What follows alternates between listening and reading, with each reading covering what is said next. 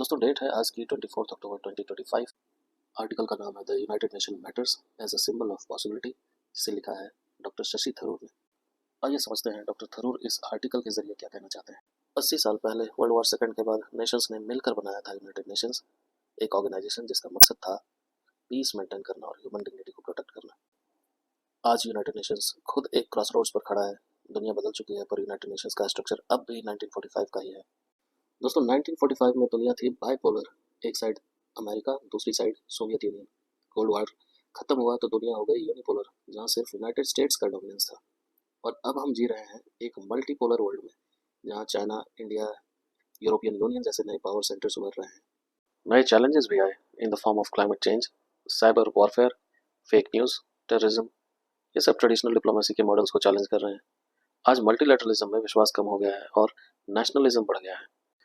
Problem यह है कि यूनाइटेड नेशन सिक्योरिटी काउंसिल अब भी 1945 के पावर स्ट्रक्चर पर बेस्ड है। वो दुनिया जिसमें यूरोप और अमेरिका डोमिनेट करते थे। लेकिन आज के ग्लोबल बैलेंस में India, Japan, Germany, Brazil, south Africa जैसे नेशंस कह रहे हैं रिफॉर्म्स करो।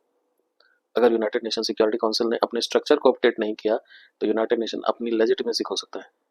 इंडिया के केस में ये और भी क्लियर है। दुनिया की सबसे बड़ी डेमोक्रेसी, सबसे ज़्यादा पॉपुलेशन और United nation peace keeping forces में भी मेजर कंट्रीब्यूटर, एक रैपिडली ग्रोइंग इकोनॉमी और मोरल पावर होने के बावजूद इंडिया अब तक यूनाइटेड नेशन सिक्योरिटी काउंसिल का परमानेंट मेंबर नहीं है।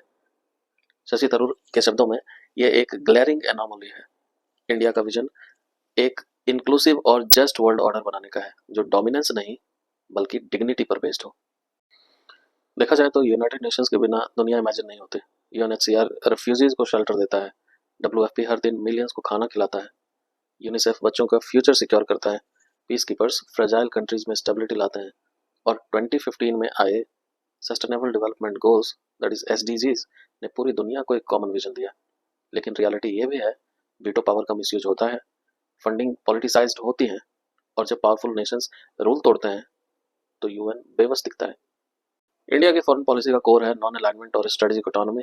यह अप्रोच परफेक्ट फिट आज के टाइम में भी बैठता है, जब United states China Russia rivalry अपने पीक पर है। इंडिया चाहता है एक प्लूरल वर्ल्ड जहां हर नेशन की वॉइस हो, सिर्फ पावर के बेस पर डिसीजंस ना लिए जाए। तो सोल्यूशन क्या है दोस्तों? सोल्यूशन है यूनाइटेड नेशन सिक्योरिटी काउंसिल का रिफॉर्म। रिप्रेजेंटेशन और लेजिटिमेसी दोनों के लिए जरूरी है। एजिलिटी, डिसीजन मेकिंग फास्ट हो और डिजिटल टूल्स यूज हो। मोरल अथॉरिटी, सच कहने की हिम्मत रखे चाहे पावरफुल नेशंस के खिलाफ ही क्यों ना हो। कमिटमेंट, सब नेशंस को पॉलिटिकल विल और फंडिंग दिखानी होगी। सो इन कंक्लूजन, यूएन परफेक्ट नहीं है बट इंडिस्पेंसिबल है। ये इंसानियत का मिरर है जिसमें हमारी कमियां भी दिखाई देती हैं और उम्मीदें भी। अगर रिफॉर्म नहीं हुआ तो यूनाइटेड नेशंस अपनी रेलेवेंस खो देगा। जैसे दाग हामरशोल्ड ने कहा था, the United Nation was not created to take mankind to heaven but to save humanity from hell. और शायद आज भी वही मिशन सबसे ज़्यादा ज़रूरी है।